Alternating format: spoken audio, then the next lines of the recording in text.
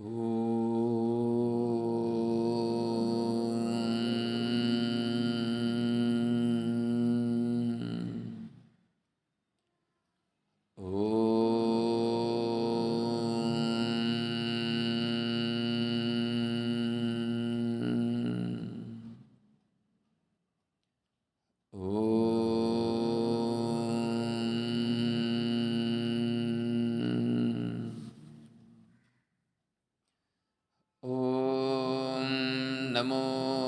ब्रह्मादिभ्यो ब्रह्मविद्यासम्प्रदायकर्तृभ्यो वंशऋषिभ्यो महद्भ्यो नमो गुरुभ्यः।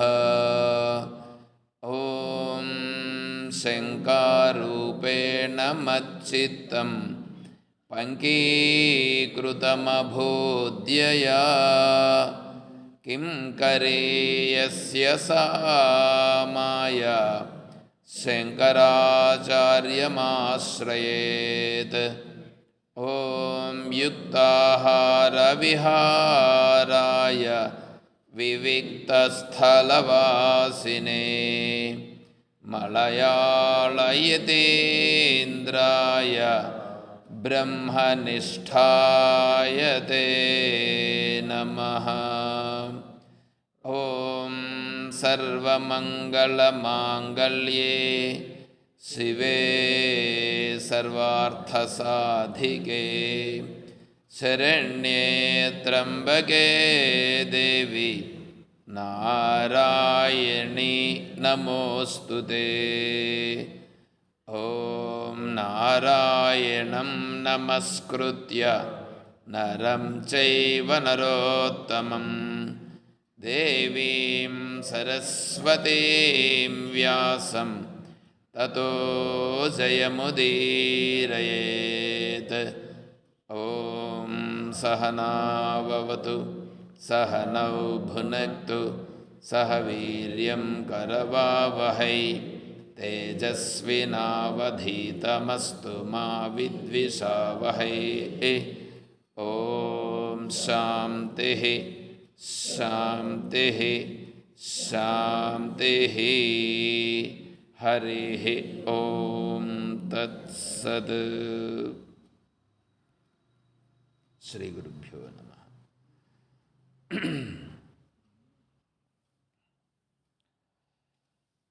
పరిపూర్ణ పరబ్రహ్మస్వరూపులకు ప్రియాత్మ బంధువులారా, ఓం. మనము శ్రీ విద్యారణ్య స్వాముల వారి యొక్క ఆశీర్వాద పద్ధతిని చూస్తున్నాం. నేను చెప్తాను, మీరు చెప్పండి. ఆత్మని కదాచిత్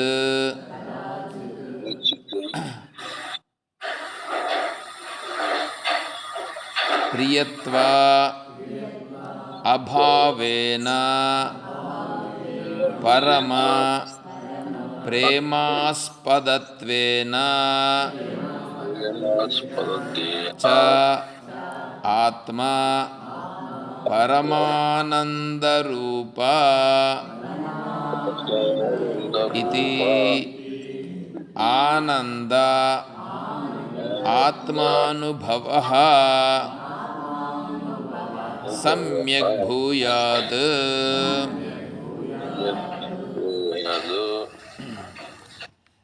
ఇక్కడ ఆత్మని కదాచిత్ ప్రియత్వాభావేన పరమ ప్రేమాస్పదత్వేన చ ఆత్మ పరమానందరూప ఇది ఆనందాత్మానుభవ సమ్యక్ భూయాత్. ఏమండి, మీరు ఇతరులను ఎప్పుడైనా మీరు ఒకవేళ విసిగించుకుని ఉండొచ్చు. మిమ్మల్ని మీరు ఎప్పుడైనా విసిగించుకున్నారా? ఏమిరా నేను ఇట్లయిపోయినానే, మీ అంతట మీరు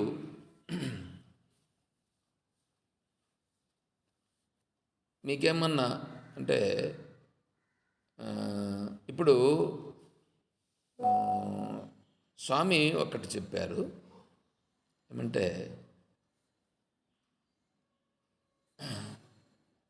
భోంచేస్తూ ఉంటే భోజనం చేసేటప్పుడు నములుతూ పొరపాటున నాలుక పళ్ళ కింద పడింది. ఇప్పుడు ఆ నాలుకను కొరికింది ఎవరు? పళ్ళు. ఎవరి పళ్ళు? నా పళ్ళే. నాలుక ఎవరిది? నాదే. మీ నాలుకను కొరికిన పండ్లపైన మీకు ఏ రోజైనా కోపం వచ్చిందా?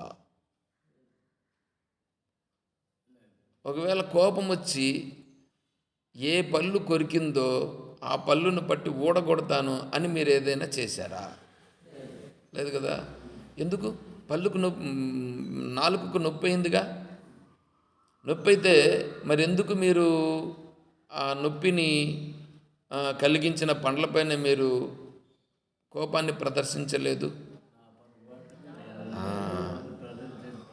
నా పళ్ళే, నా నాలుకే, అది నా పొరపాటే అని గుర్తించి మీరు దానిని ఏమనకుండా గమనించి పెట్టేశారుగా. అదే వేరే వాడేమైనా మిమ్మల్ని ఒక మాట అంటే గమని విడిచిపెడతారా? అంటే మీ పైన మీకు ప్రేమ ఉంది, ఇది చేస్తే కూడా అది పొరపాటు అయిపోయింది అని మీరు సర్ది చెప్పుకుంటున్నారు. ఈ శరీరంలో జరిగేదానికే. అట్లాగే మీరున్నారే, మీరు హాయిగా నిద్రపోతున్నారే, ఏంద్రా ఇది, నేను హాయిగా నిద్రపోతున్నాను, ఎందుకు నేను నిద్రపోవాలి అనే రోజున అనుకుంటున్నారా? లేదు. మీరు బాగుండాలని అనుకుంటున్నారా, లేకపోతే చెడిపోవాలనుకుంటున్నారా? బాగుండాలని అనుకుంటున్నారు. ఇదేంది? ఇది మీ సహజ లక్షణం. మీ సహజ లక్షణము మీకు ఏ రోజు ఇబ్బందిని కలిగించుట లేదు. మీ సహజ లక్షణం మీకు ఇబ్బంది కలిగించలేదు. కానీ మీకు ఇబ్బంది కలిగిస్తున్నది మీ మనస్సు, మీ ప్రాణం, మీ శరీరం ఇబ్బంది కలిగించినా కూడా ఏం చేద్దామబ్బా, ఈ శరీరం ఎట్లుంది అని అనుకుంటున్నారు. కానీ ఆ శరీరాన్ని కొట్టాలని తిట్టాలని ఏ రోజు అనుకోవట్లేదు. ప్రాణం కూడా ఇబ్బంది పెడుతూ ఉంటుంది, ఆయాసం వచ్చేట్లుగానే ఏదో ఒకటి అవుతూ ఉంటుంది. అయినా ఏ రోజు కూడా ఎందుకు ఈ ప్రాణం ఎట్లుందే అని దానిని మీరు ఇబ్బంది పెట్టుటం లేదు. నా కర్మ ఎట్లుంది అని అనుకుంటున్నారు. మనస్సు ఆలోచనలు చేస్తూ ఉంది. ఆ మనస్సుతో కలిసిపోకుండా అప్పుడప్పుడు ఆలోచన చేస్తే గన ఈ మనస్సు ఎందుకు ఇట్లా పోతుందబ్బా అని మీరు అనుకుంటారు. మనసుతో కలిసిపోతే ఏం చేయలేము. కాబట్టి మిమ్మల్ని మీరు ఏ రోజు కూడా కదాచిత్ ఒకప్పుడు కూడా మిమ్మల్ని మీరు ఇష్టపడకుండా లేదు. మిమ్మల్ని మీరు ఇష్టపడినంతగా దేనిని ఇష్టపడుట లేదు. చివరకు భార్యను కానీ, పిల్లలను కానీ, భూములను కానీ, బుట్టలను కానీ, దేనిని కూడా మిమ్మల్ని మీరు ఇష్టపడినంతగా ఇష్టపడటం లేదు. చిన్నప్పుడు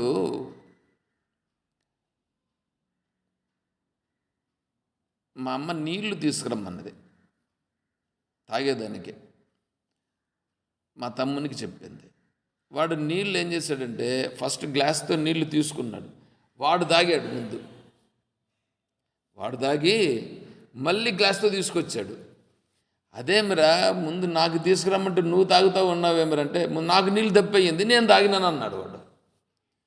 అంటే ఇప్పుడు అమ్మే కావచ్చు, అమ్మకి ఇచ్చి మళ్ళీ తాగాడు వాడేమైనా అంటే మొదట కనిపించింది, మొదట వాడు తాగాడు, వాడు తాగి మళ్ళా ఇచ్చాడు. అంటే ఏమైంది ఇప్పుడు ఇక్కడ? ఏదైనా కూడా కానీ ముందు ఎవరికి కావాలి? నాకు కావాలి, ముందు నాకు కావాలి. అంటే ఏంటి? నేను అనేటువంటిది నాకు చాలా ఇష్టం. కాబట్టి ఆ నేను అనేటువంటిది ఎవరికి కూడా, ఎవరినైనా సరే చూసుకోండి, మీరు ఎవరిని చూసుకున్నా వాళ్లకు వాళ్ళే ఇష్టం. ఎవరికి వాడికి ఇష్టం. మొదటది దేవుడు. నేను ఇంక వేరే అన్నీ తీసుకురాలా. దేవుడు బిడ్డు. దేవుడు కూడా ఎందుకు ఇష్టం? దీనిపైన బృహదారణ్యకోపనిషత్తులో పెద్ద చర్చ ఉంది, పెద్ద చర్చ. ఎందుకంటే దేవుణ్ణి నేను ప్రార్థిస్తున్నాను, ఎందుకు? దేవుడు కూడా నాకు కావాల్సింది ఇస్తాడు కాబట్టి. నీకు కావాల్సింది దేవుడు ఇవ్వడని అనుకోండి, అప్పుడు దేవుణ్ణి మీరు ఏం చేస్తారు?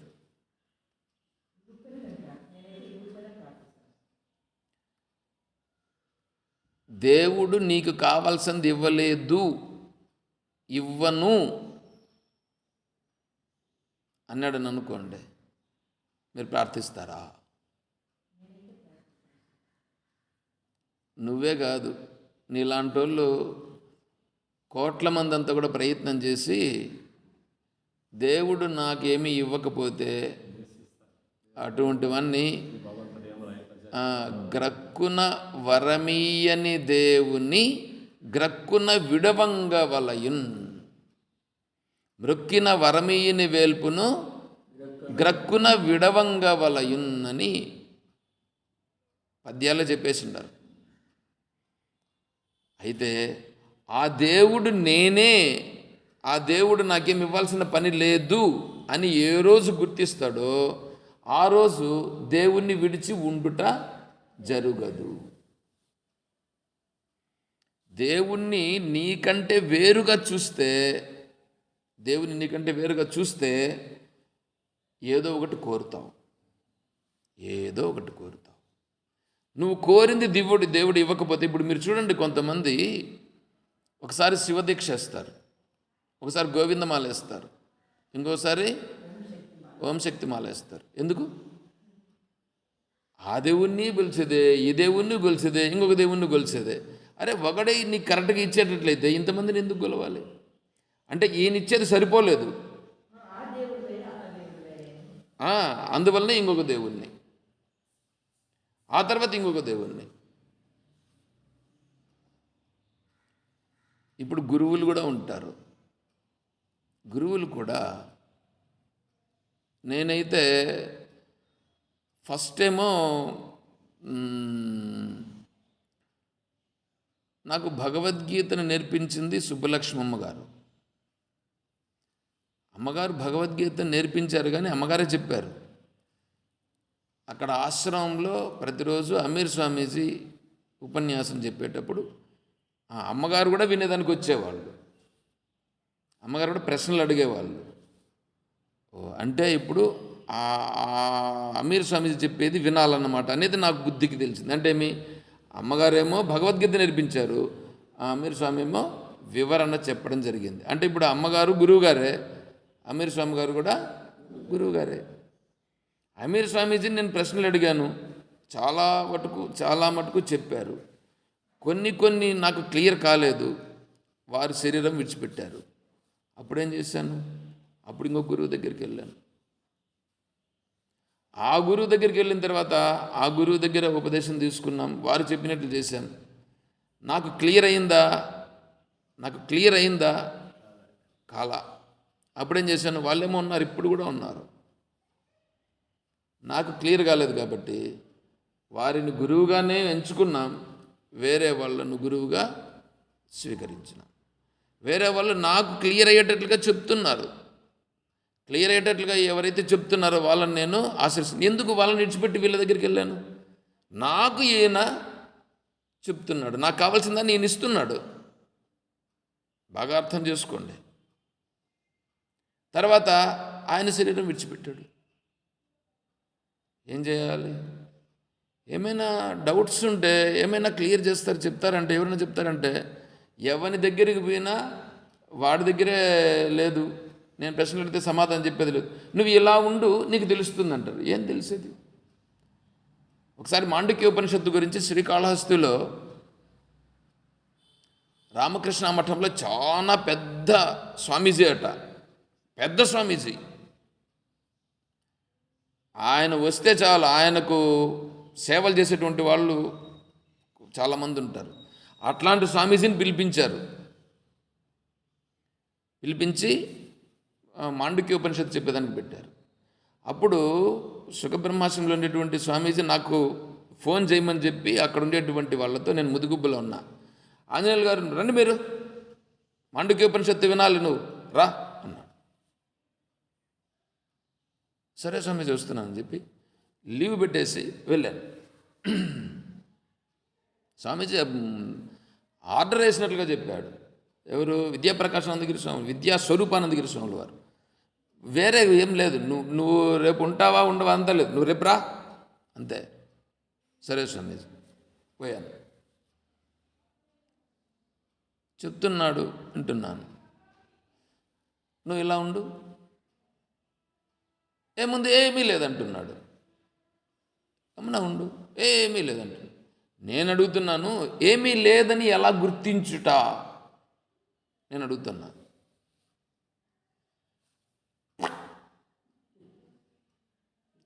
నువ్వు ఒక స్వామి అని నేను మనసులో అనుకున్నా. వాడంటాడు నేను ఇలాగ మాట్లాడుతానండి, నీకేం తెలీదా అన్నాడు. అందుకే స్వామి నేను మిమ్మల్ని అడుగుతున్నాను, డైరెక్ట్గా ఇట్లాగా అడిగా. నేను అడుగుతున్నాను స్వామీజీ అంటే పక్కలో ఉండేవాళ్ళు ఏం చేశారంటే, నువ్వు స్వామీజీని ఏం అడగకుండా గమ్మున ఉండలేవా అని నన్ను విసిగించుకున్నారు. నీకు తెలుసు కదా, నువ్వు గమ్మునుండు, లేదా నువ్వు నాకు సమాధానం చెప్పాను అన్నా. నేను అక్కడే, నీకు తెలుసు కదా, నేను అడుగుతానే ప్రశ్నకు సమాధానం నీకు తెలుసుగా, నువ్వు చెప్పు, లేదా గమ్మునుండు, స్వామీజీని నేను అడుగుతున్నాను.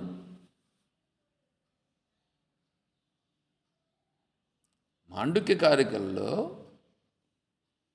ఒక కారికను తీసుకొని ఏదో చెప్పడానికి ట్రై చేస్తున్నాడు.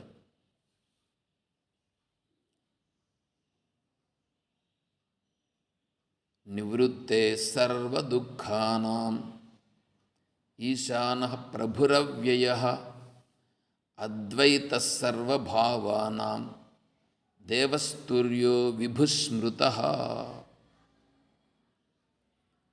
ఇది ఒక కారిక, దీన్ని చెప్పడానికి ట్రై చేస్తున్నాడు.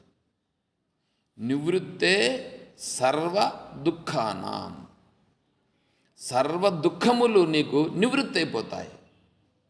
ఈశానః ప్రభుః అవ్యయః, ఈశ్వరుడే ప్రభువని, ఈశ్వరుడే అవ్యయుడని గుర్తించినప్పుడు అని అంటున్నాడు. ఓకే, నాకు కావాల్సింది కూడా అదే.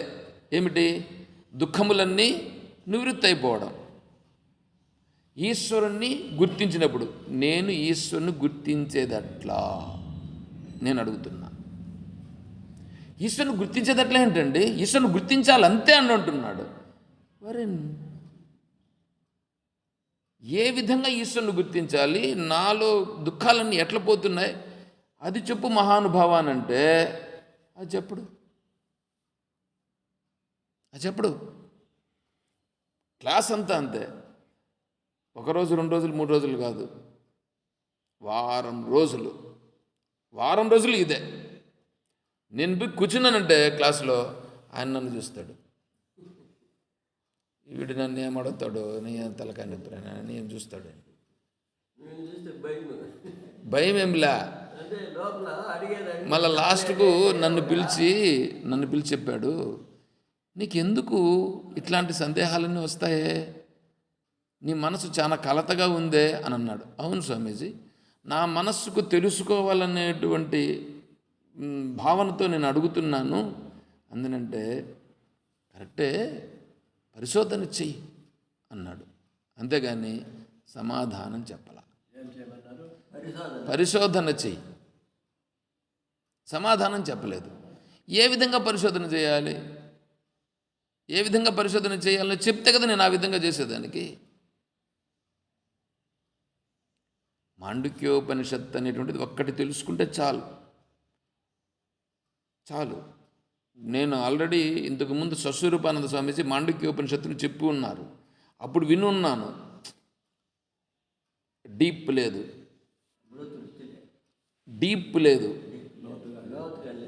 లేదు. ఎట్లని తెలిసినా వారు చెప్పింది, మన చిన్నపిల్లలు ఆడుకునేటప్పుడు నీళ్లుంటాయి, ఆ చెరువులో నీళ్లుంటాయి. చిన్న చక్కరాయి ఒకటి తీసుకుంటాం, ఇట్లా వేస్తే ఏమవుతుందంటే ఆ చక్కరాయి పైన అట్లా నీళ్ళను చక్ చక్ చక్ చక్ అని లేపుకుంటూ పోతుంది. తాక్కుంటూ పోతావు, జైల్లో పోయి తాక్కుంటూ పోతావు. తాక్కుంటూ పోతాం. అట్లా ఉంది వారి యొక్క మాండూక్యోపనిషత్తు చెప్పడం. నా మనస్సుకు పట్టలా, పైన పోతా ఉంది. అక్కడ ప్రశ్న అడిగా, ఏదో చెప్పాడు.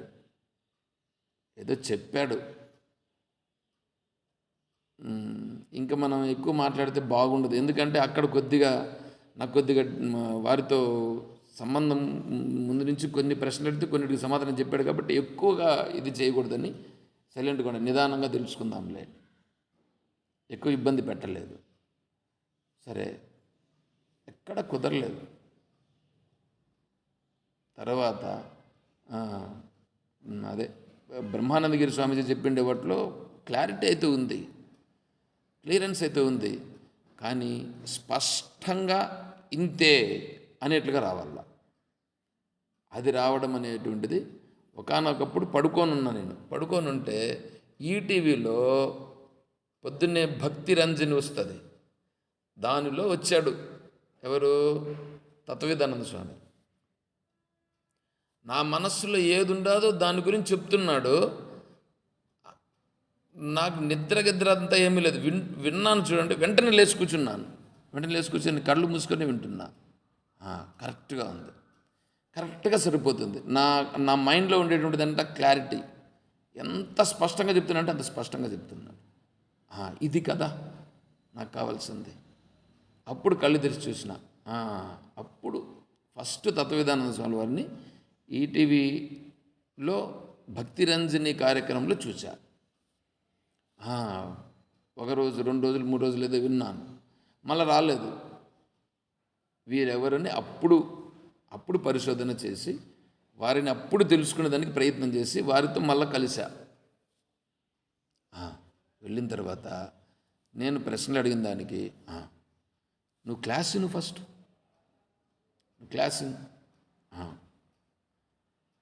తర్వాత క్లియర్ ఇది ఇట్లా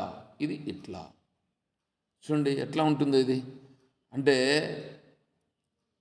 ఇప్పుడు ఎందుకు ఒక్కొక్కరిని వాళ్ళ స్థితిలోనూ ఉంచుతూ నాకు ఎక్కడైతే స్పష్టత వస్తుందో అక్కడ కదా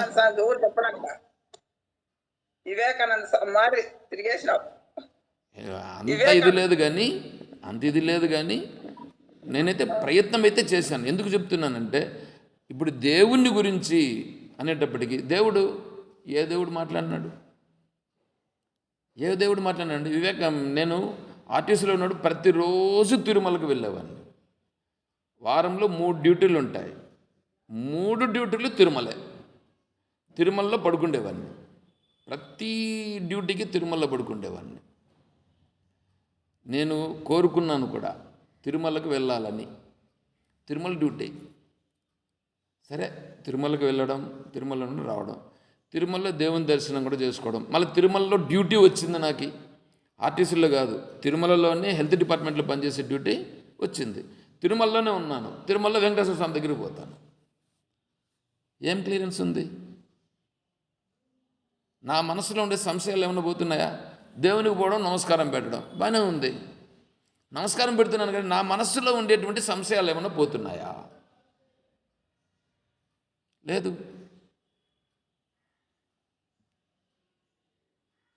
సంశయాలు పోలేదు. సంశయాలు పోగొడితే కదా నువ్వు దేవుడు అవుతావు. నాకే సంశయాలు పోగొట్టకపోతే నువ్వేం దేవుడు?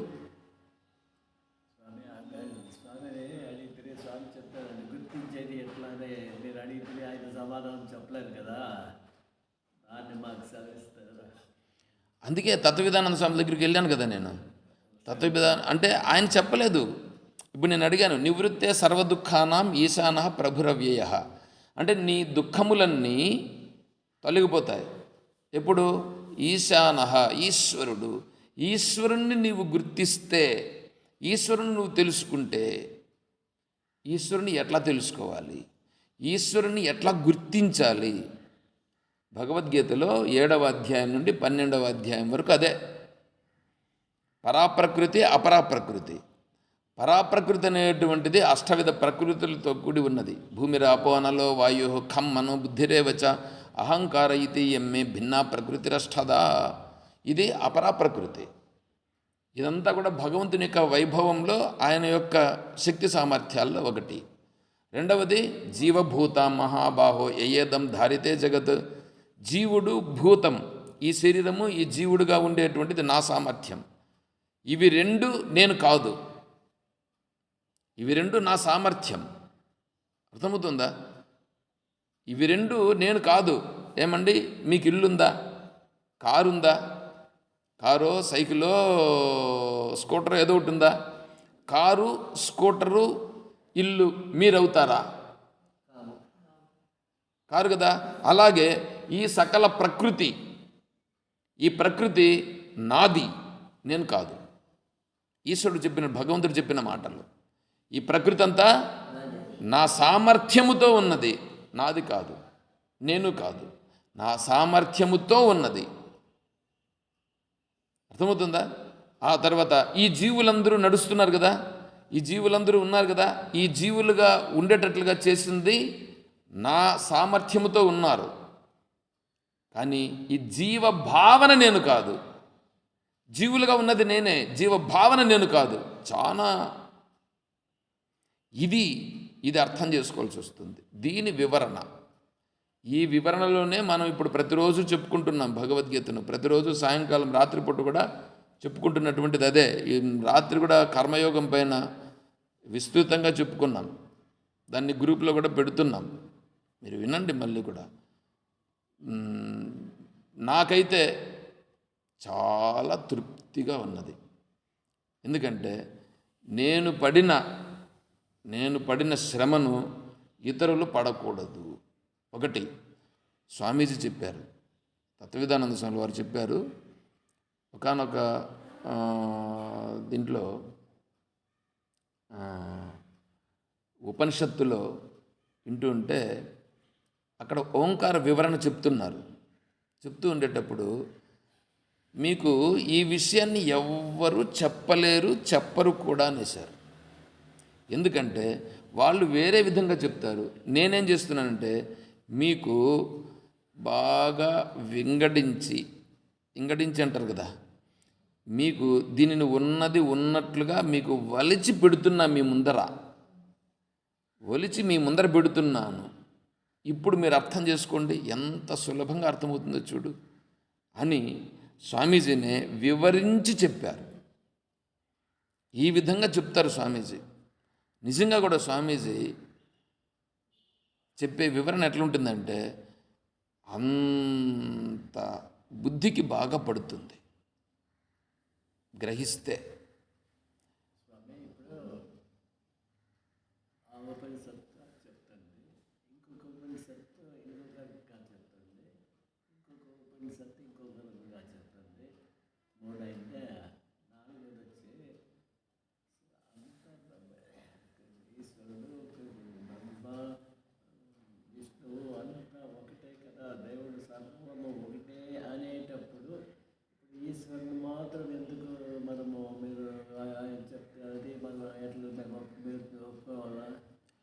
ఇప్పుడు నేను దీని గురించి ఇక్కడే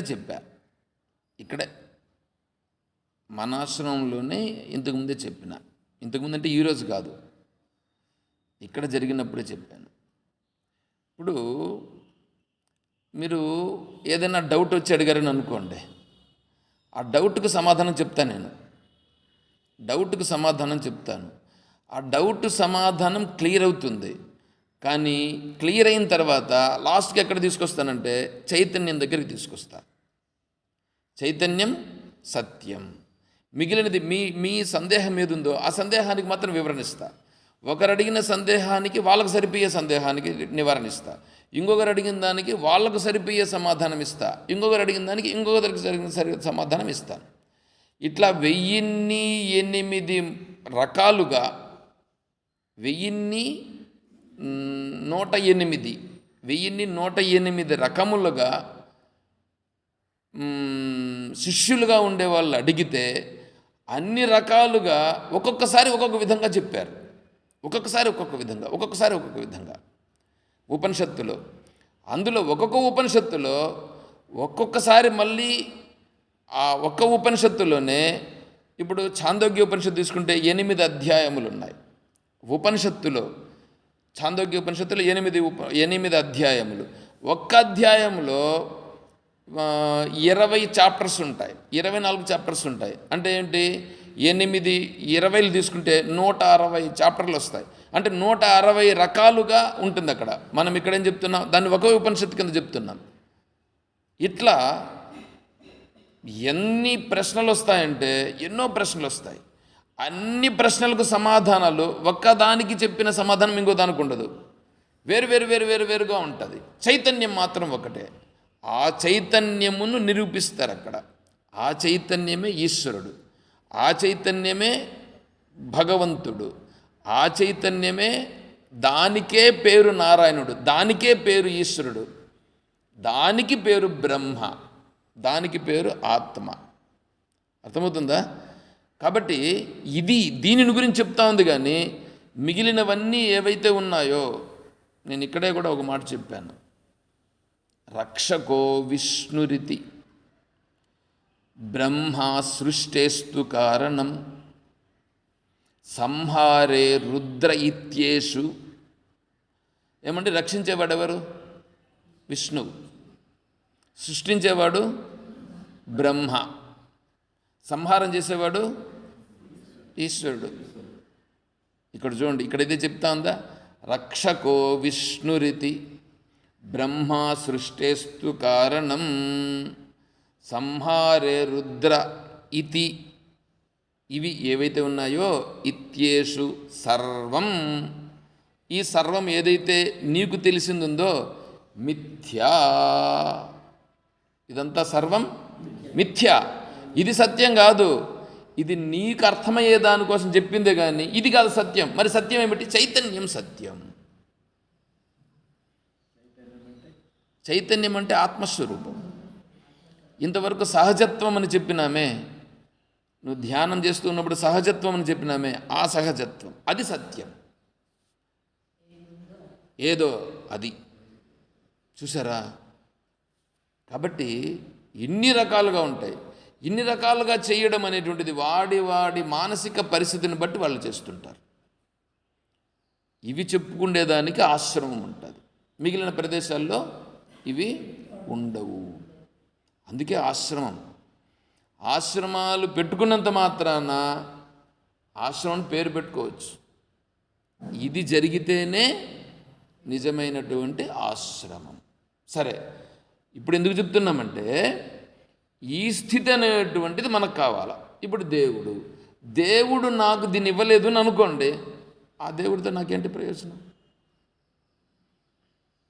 అయితే దేవుణ్ణి నువ్వు ఆశ్రయించినప్పుడు దేవుడు ఏం చేస్తామన్నాడంటే, భగవంతుడు చూడండి, ఏప్యన్య దేవతా భక్త యజంతే శ్రద్ధయాన్వితా తేపి మామేవ కౌంతేయ యజంతి అవిధిపూర్వకం. వీడు దేవుని ప్రార్థిస్తుంటాడు, ఒకడు రాముని, ఒకడు కృష్ణుని, ఒకడిని గోవిందుని, ఇంకొకడు అయ్యప్పను, ఇంకొకడు ఎవరినో, ఇంకోటి అమ్మవారిని, ఇంకోటి ఏదో నవగ్రహాలను, ఇంకోటి దేన్నో ప్రార్థిస్తూ ఉంటారు. అయితే వాళ్ళందరూ ప్రార్థిస్తూ ఉండేటువంటిది నన్నే వాళ్ళు ప్రార్థిస్తున్నారు, కానీ వాడికి తెలియదు నన్ను ప్రార్థిస్తున్నానని. చూడండి ఎట్లా ఉందో. వాడికి తెలియదు, వాడేమనుకుంటున్నాడో తెలుసు, నేను దేవుని ప్రార్థిస్తున్నానని వాడు అనుకుంటున్నాడు. వాడి దృష్టిలో అదే దేవుడు, కానీ వాడు నన్ను డైరెక్ట్గా అన్నం తినాలి కదా, ఇట్లాగా వాడు ఎట్లా తింటున్నాడు తెలిసిన, వాడు ఇట్లా తిరుక్కొని తింటున్నాడు. వాడికి తెలియదు నాయన అని భగవంతుడు, ఇప్పుడు నేను చెప్పాను కదా 9వ అధ్యాయంలో శ్లోకం అది, అన్ని దేవుళ్ళుగా కనిపిస్తూ ఉండేది నేనే. అంటే సత్యమైనటువంటిది, ఇంతవరకు మనం ధ్యానంలో చూసినటువంటి సహజత్వం, ఆ సహజత్వమైనటువంటిది ఇన్ని దేవుళ్ళుగా కనిపిస్తున్నది. వాడికి తెలియదు, వాడు అనుకుంటున్నాడు. పైగా వాళ్ళు ఏం చేస్తున్నారు తెలిసిన, ఇదే నిజమైన దేవుడని కూడా పట్టుకొని మాట్లాడుతున్నారు. ఎందుకు? తెలియక చెప్తే వినరు. కాబట్టి మనం ఏం చేయాలా? ఓకే ఉండని సంతోషమే, కాకపోతే తప్పు కాదు. అయితే వాళ్ళు దీనిని తెలుసుకోవాలంటే బహూనాం జన్మనామంతే. కొన్ని జన్మలు పడుతుంది, తప్పు కాదు. వాళ్ళు ప్రార్థిస్తూ ఉండేది తప్పు కాదు.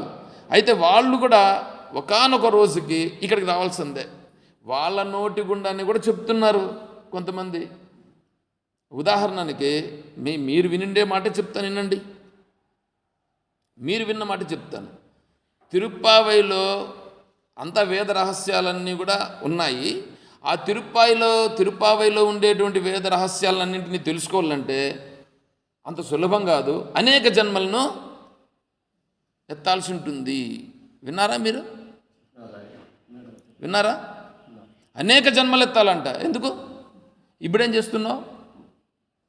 ఇప్పుడు తెలుసుకునే దానికి ఏమి ఇప్పుడేమేం చెప్తున్నాంగా ఇక్కడ. చెప్తున్నామా లేదా? ఇక్కడ చెప్తున్నాం, తెలుసుకోండి. ఇది వినాలంటే అంత సులభం కాదమ్మా.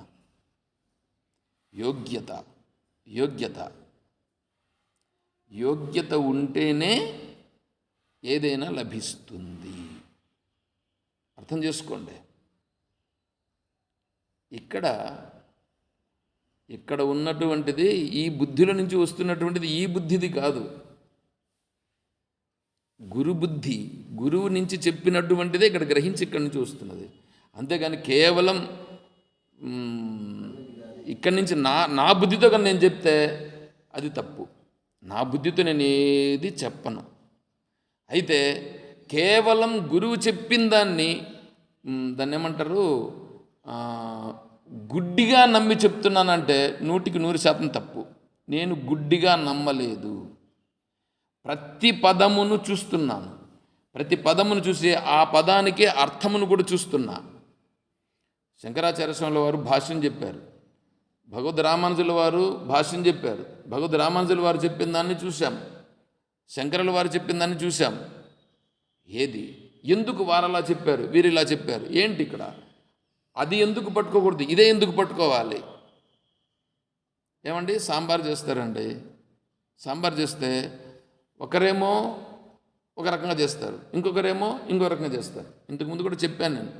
మీకు అదే కూరగాయలు ఇస్తాం, వంకాయ ఇస్తాం, వంకాయకి సరిపోయే నూనె, పప్పులు, దినుసులు, దానికి కావాల్సిన సామాగ్రి ఇస్తాం. ఒక 5 మంది ఉంటే 5 మందికి ఇస్తే 5 మంది 5 రకాలుగా చేస్తారు.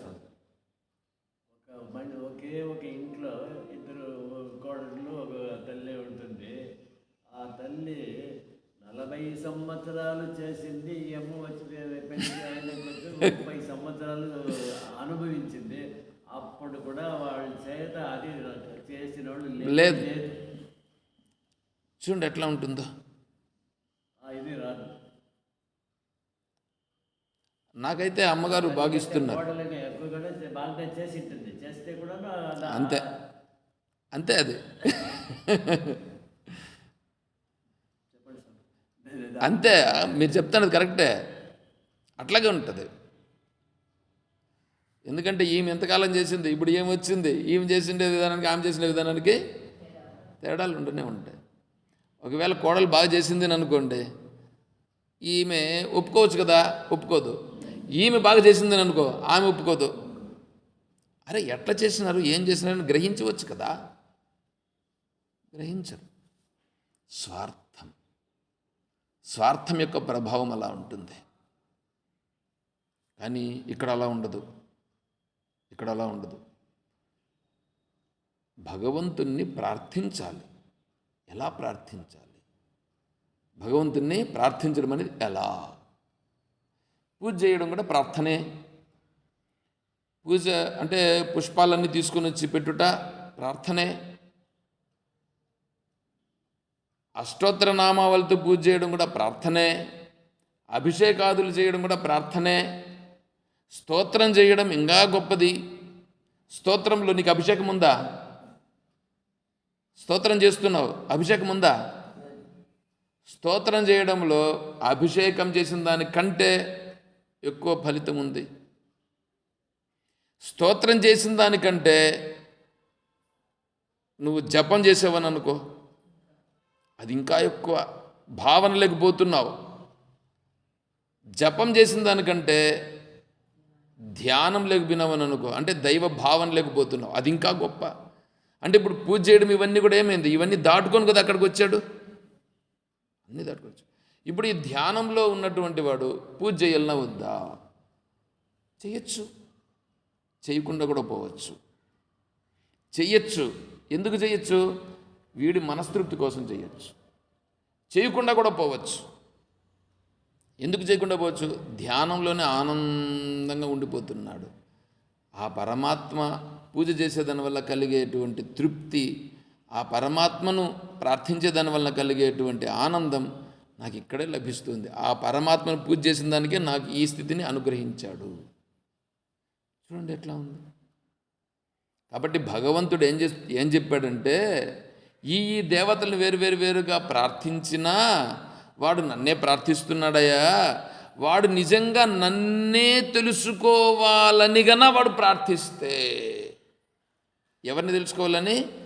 నన్నే తెలుసుకోవాలని. నన్ను అంటే ఏ సత్యమైనది ఉందో ఆ సత్యమైన దానిని గన తెలుసుకోవాలని వాడు గన ప్రార్థిస్తే, ఏ రూపంగానైనా ప్రార్థించని గాక, వాడికి చివరికి ఈ సత్యత్వమును చెప్పేటువంటి స్థితికి వెళ్ళేటట్లుగా వాడిని నేను దారి చూపిస్తాను. అన్నీ నాకే చెందుతుంది అని చెప్పి భగవద్గీతలో చెప్పారు. నువ్వేం చేసినా అన్నీ నాకే చెల్లుతాయి. సర్వదేవ నమస్కార కేశవం ప్రతి గచ్చతి, ఆకాశాత్ పతితం తోయం యదా గచ్చతి సాగరం. సర్వదేవ నమస్కార కేశవం ప్రతి గచ్చతి, సర్వధర్మాన్ పరిత్యజ్య మామేకం శరణం వ్రజ. అన్నీ నాకే వస్తాయి.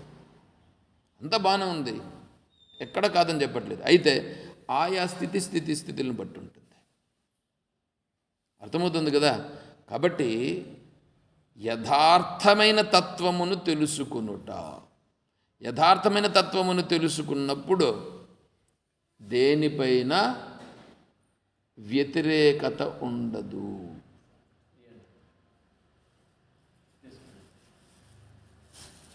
పెట్టండి అక్కడ పెట్టండి. ఓం. వీటన్నింటి వలన మాకు సంతోషం లేదమ్మగారు. వస్తాను స్వామి, కొంచెం పనులు ఉంది. అవునవును, పనులు ఉంటాయి.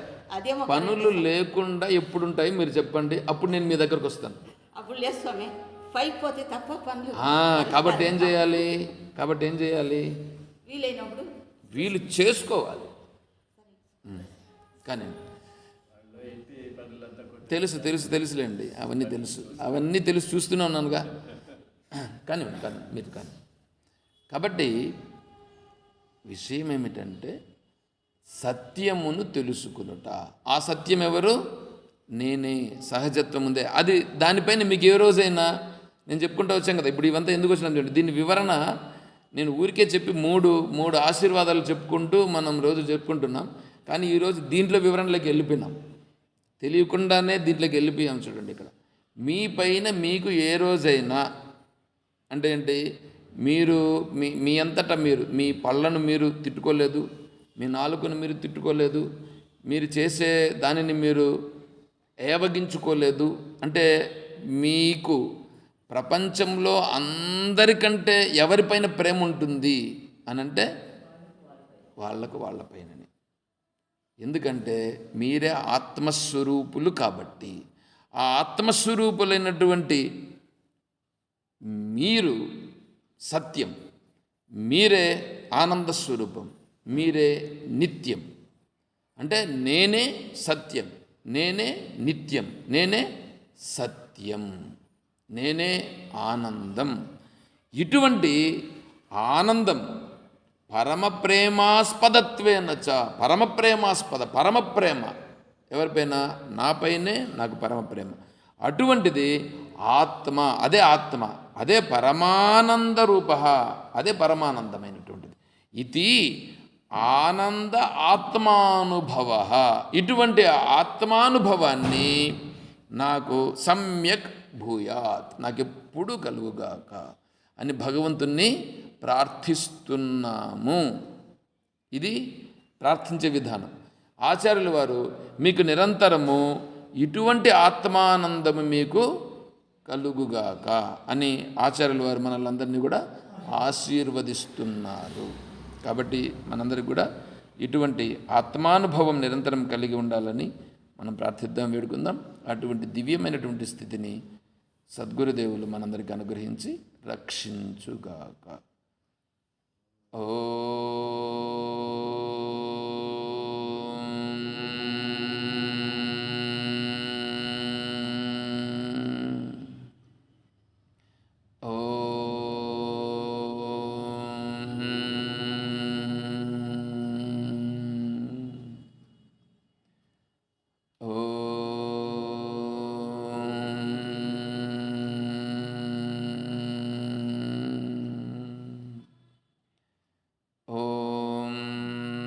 असतो मा सद्गमय, ॐ तमसो मा ज्योतिर्गमय,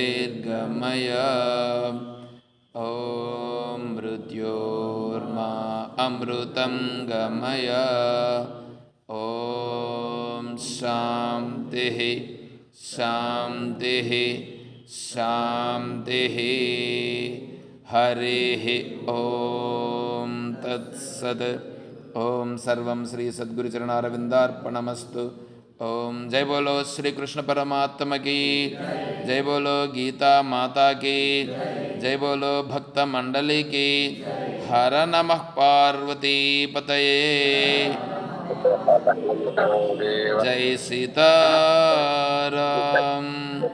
हरिः ओम तत्सत्. ओम हरिः ओम.